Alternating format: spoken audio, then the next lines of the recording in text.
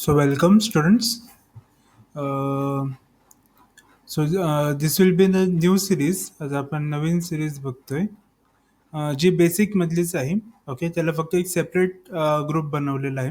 So that आपण जास्त डिटेलमध्ये हे बघू शकतो आहे, कारण ही जास्त इम्पॉर्टंट आहे. ओके, सो ऑलरेडी आपण फाउंडेशन कोर्स टाईप बघितलं होतं. सो आता आपण केमिकल बॉन्ड्स म्हणजे काय, कोणते कोणते केमिकल्स बॉन्ड आहेत ते बघणार आहोत. ओके, सो केमिकल बॉन्ड म्हणजे काय ते बघूया अगोदर. ओके. सो ऑलरेडी आपण मॉडर्न पिरियोडिक टेबल बघितलेलं आहे, बरोबर? आणि मॉडर्न पिरियोडिक टेबलमध्ये आपण बघितलं होतं की ग्रुप 18चे एलिमेंट्स काय असतात, खूप जास्त स्टेबल असतात. का स्टेबल असतात? कारण त्यांच्यामध्ये जी लास्ट शेल असते, व्हॅलेन्स शेल असते, ती कम्प्लिटली फिल्ड असते. बरोबर आहे? राईट? बाकी सगळेचे सगळे एलिमेंट्स काय असतात? अनस्टेबल असतात. कारण काय? कारण त्यांची लास्ट शेल जी असते ती इनकम्प्लिटली फिल्ड असते. ती काय असणार आहे? इनकम्प्लिटली फिल्ड असणार आहे. ओके. आता कोणता पण एलिमेंट काय प्रयत्न करत असणार आहे? तो स्टेबल होण्याचा प्रयत्न करत असणार आहे. बरोबर? कोणती पण अनस्टेबल गोष्ट कशाचा प्रयत्न करते? स्टेबल होण्याचा प्रयत्न करते. ओके. सो सो आता सगळे एलिमेंट सगळेचे सगळे एलिमेंट जे अनस्टेबल आहेत, सगळे एलिमेंट जे अनस्टेबल आहेत, ते कशाचा प्रयत्न करत असणार आहेत? स्टेबल होण्याचा प्रयत्न करत असणार आहेत. आता ते स्टेबल कसे होणार? तर केमिकल बॉन्ड फॉर्म करून ते काय करणार आहेत? स्टेबल होणार आहे. Okay. So chemical bond form केल्यानंतर ते काय होतात? स्टेबल होतात. सो केमिकल बॉन्ड म्हणजे काय? ओके. सो बघा, इन शॉर्ट आपण असं म्हणू शकतो, ज्यावेळी सगळे अनस्टेबल एलिमेंट्स जे आहेत ते ज्यावेळी एकटे असतात, सिंगल कंडिशनमध्ये असतात, ॲटमच्या कंडिशनमध्ये असतात, त्यावेळी ते काय असतात? अनस्टेबल असतात. बरोबर? ओके. अनस्टेबल असतात. आता ते स्टेबल होण्यासाठी काय करणार आहे? कोणासोबत तरी कंबाईन होणार आहे. कंबाईन स्टेटमध्ये जाणार आहेत. ओके. आणि एकदा ते कंबाईन स्टेटमध्ये गेले की त्यानंतर ते काय होणार आहेत? स्टेबल होणार आहेत. बरोबर? So what is a chemical bond? It is a it is the force of attraction. It is the force of attraction. It is the force of attraction formed formed between between various atoms comma ions or molecules in order to gain stability. Okay. म्हणजेच काय? Stable होण्यासाठी unstable elements काय करणार आहेत? Bond form करणार आहेत. कोणासोबत? एकतर ते ॲटम्स सोबत बॉन्ड फॉर्म करणार आहेत, ॲटम्स सोबत बॉन्ड फॉर्म होणार आहेत, किंवा आयन सोबत बॉन्ड फॉर्म होणार आहेत, किंवा मॉलिक्युल्स सोबत बॉन्ड फॉर्म होणार आहेत, in order to gain stability भेटण्यासाठी किंवा स्टेबल होण्यासाठी. That is known as chemical bond. त्याला काय म्हटलं जातं? केमिकल बॉन्ड असं म्हटलं जातं. ओके, चालेल. सो आता ह्या लेक्चरमध्ये आपण बघणार आहोत what are the types of chemical bond. So types of chemical bond. Okay. So main दोन टाइप्स आहेत. एक असतो म्हणजे प्रायमरी बॉन्ड, एक असणार आहे प्रायमरी बॉन्ड, आणि दुसरं असणार आहे सेकंडरी बॉन्ड. ओके. सो हे मेन ब्रॉड क्लासिफिकेशन आहे. पहिलं दॅट इज प्रायमरी आणि सेकंडरी. ओके. प्रायमरी म्हणजे काय? जो मेन बॉन्ड असणार आहे त्याला काय म्हणतो आपण? प्रायमरी बॉन्ड असं म्हणतो. आणि सेकंडरी बॉन्ड म्हणजे काय? एक्स्ट्रा जो बॉन्ड असतो त्याला काय म्हटलं जातं? सेकंडरी असं म्हटलं जातं. ओके. जो मेन बॉन्ड असतो त्याला आपण काय म्हणणार आहोत? प्रायमरी बॉन्ड असं म्हणणार आहोत. आणि एक्स्ट्रा बॉन्डला काय म्हटलं जातं? सेकंडरी बॉन्ड असं म्हटलं जातं. ओके. प्रायमरी बॉन्ड जास्त स्ट्रॉंग असतो, सेकंडरी बॉन्ड कंपॅरेटिव्हली वीक असतो. ओके. सो सेकंडरी बॉन्ड मध्ये ऑलरेडी एक प्रायमरी बॉन्ड असणार आहे आणि त्याच्यानंतर काहीतरी एक्स्ट्रा एक बॉन्ड फॉर्म होणार आहे. ओके, चालेल. सो त्याचे टाइप्स बघूया. हे ऑलरेडी तुम्हाला झालेले असतील.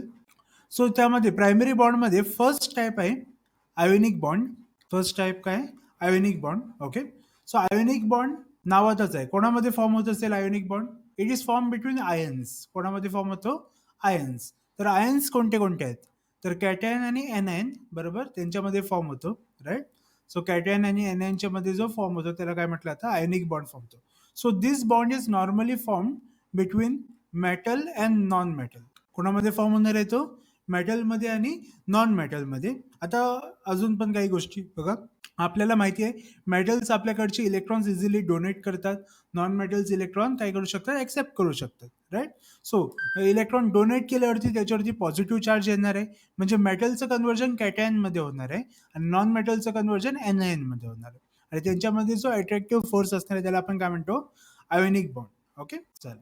हे आपण डिटेलमध्ये नंतर बघणार आहोत. सध्या आपण फक्त टाइप्स बघणार आहोत. Okay. Second type of primary bond that is covalent bond. Covalent bond हे पण तुम्हाला ऑलरेडी झालेलं आहे. So covalent bond is form by sharing of electron. Covalent bond कसा फॉर्म होतो, शेअरिंग ऑफ इलेक्ट्रॉन मुळे कोव्हॅलंट बॉन्ड फॉर्म होतो. Okay. आणि हा कोणामध्ये असतो, it is form between non metals and non metals. हा कोणामध्ये फॉर्म होणार आहे, नॉन मेटल अँड नॉन मेटलमध्ये फॉर्म होणार आहे. सो सगळे ऑर्गॅनिक कंपाऊंड्समध्ये कोव्हॅलंट बॉन्ड असतो. Okay. Next third type that is coordinate bond. Coordinate bond. आता कोऑर्डिनेट बॉन्ड तुम्हाला झालेलं नसेल, मोस्टली 12वीत आहे तो पॉईंट, अख्खा चॅप्टर आहे त्याच्यावरती, कोऑर्डिनेट केमिस्ट्री, राईट.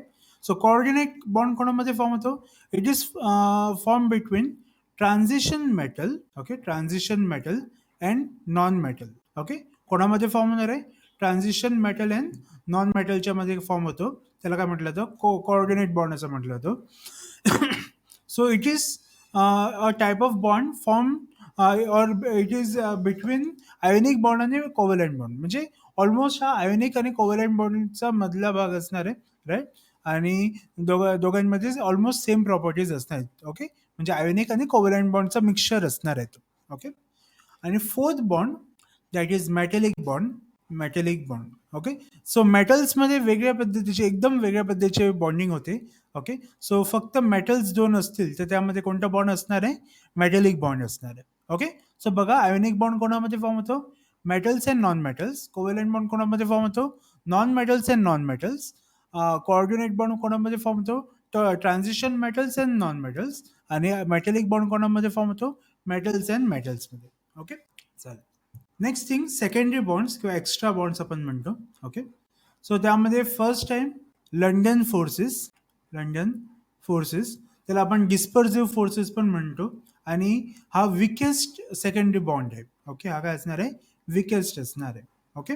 आणि हा सगळ्याच्या सगळ्या एलिमेंटमध्ये, सगळ्या ॲटम्समध्ये, सगळ्या मॉलिक्युल्समध्ये फॉर्म होतो, right. It is found in all, okay, all atoms, ions और मॉलिक्युल्स. ओके, सगळ्याचे सगळे ॲटम्स, आयन्स अँड मॉलिक्युल्समध्ये लंडन फोर्स फॉर्म होतो. हा सगळ्यात वीक बॉन्ड असतो आणि हा टेम्पररी असतो, परमनंट असतो. ओके, म्हणजे थोड्या टाईमसाठी फक्त तो असणार आहे. ओके, त्यानंतर तो ओके डिझॉल्व्ह होणार आहे, राईट. आता ह्याच्यात अजून एक पॉईंट असतो that is dipole induced. Okay. Okay, dipole induce interaction, जो लंडन फोर्सचा नेक्स्ट पॉईंट आहे. ओके, त्याच्यामधूनच डिराईव्ह झालेला आहे. ओके, चालेल. सो आपण हे डीपमध्ये नंतर बघूया, right. Next, second type of secondary bond that is dipole dipole interaction. Dipole dipole interaction. Okay. So dipole dipole interaction हे नॉर्मली कोणामध्ये फॉर्म होतं, सो आयोनिक सॉलिड्समध्ये फॉर्म होतं. आता आयोनिक सॉलिड म्हणजे काय, असे सॉलिड ज्याच्यामध्ये आयोनिक बॉन्ड आहे त्याला काय म्हटलं जातं, आयोनिक सॉलिडमध्ये ओके म्हटलं जातं, right. That is known as ionic solids. So ionic सॉलिड्समध्ये आपल्याला काय भेटणार आहे, डायपोल डायपोल इंटरॅक्शन भेटणार आहे. आणि डायपोल डायपोल इंटरॅक्शन हे लंडन फोर्सेस किंवा डायपोल इंड्यूस इंटरॅक्शनपेक्षा काय असणार आहे, जास्त स्ट्रॉंग असणार आहे. ओके. त्यानंतर third that is hydrogen bonding. Okay, third is hydrogen bonding. Hydrogen bonding पण आयोनिक सॉलिडमध्येच फॉर्म होणार आहे, आयोनिक सॉलिड्स. पण स्पेसिफिकली त्यामध्ये 3 टाईपचे नॉन मेटल्स असणार आहेत. आयदर 3 टाईपचे असतील तरच तिकडे काय होणार आहे, हायड्रोजन बॉन्डिंग फॉर्म होणार आहे. सो कोणते 3 नॉन मेटल्स असणार आहेत, फ्लोरीन किंवा सोबत ऑक्सिजन किंवा नायट्रोजन. सो फ्लोरीन, ऑक्सिजन किंवा नायट्रोजन असेल आणि त्याला समजा हायड्रोजन जॉईन असेल तरच तिकडे काय काय फॉर्म होतं, हायड्रोजन बॉन्डिंग फॉर्म होतं, right. Okay. And it is stronger than dipole dipole interaction. Hydrogen bonding काय असणार आहे, डायपोल डायपोल इंटरॅक्शनपेक्षा जास्त स्ट्रॉंग असणार आहे. And next last, ion dipole interaction. Ion dipole interaction. Okay.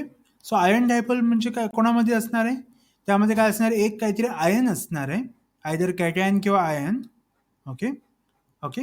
आणि त्याच्यामध्ये काय असणार आहे, एक आयोनिक सॉलिड असणार आहे, आयोनिक सॉलिड. सो त्याच्यामधला जो फॉर्म होतो त्याला काय म्हटलं जातं, आयन डायपोल इंटरॅक्शन. मोस्टली ह्याला सॉल्ट सोल्युशनमध्ये आपल्याला हे दिसतं, राईट. कुठे दिसणार आहे? सॉल्टच्या सोल्युशनमध्ये आपल्याला काय दिसणार आहे? आयन डायपोल इंटरॅक्शन दिसणार आहे.